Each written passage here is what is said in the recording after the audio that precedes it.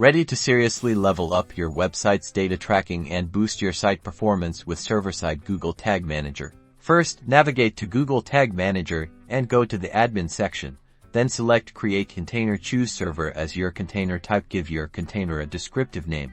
Like your website server-side GTM, create the container and Google will provide you with instructions for deploying the container. Setting up a server isn't a walk in the park, but it is important. You'll need a server capable of hosting your GTM container. You can utilize cloud platforms such as Google Cloud Platform, or go with a provider that focuses on managing server-side tagging, such as Stape. These are your foundational building blocks to sending your data.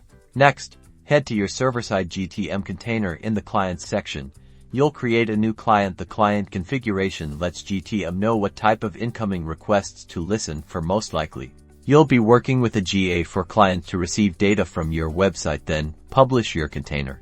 Now, let's create a tag in your server container. Configure your GA4 tag and make sure you are referencing your measurement ID from your website's Google Analytics property, and configure your desired triggers. Depending on your goals, this ensures that the server-side GTM knows what data to send to GA4.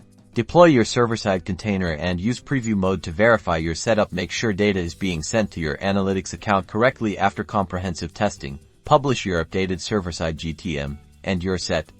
Congratulations, you've taken your tagging to the next level.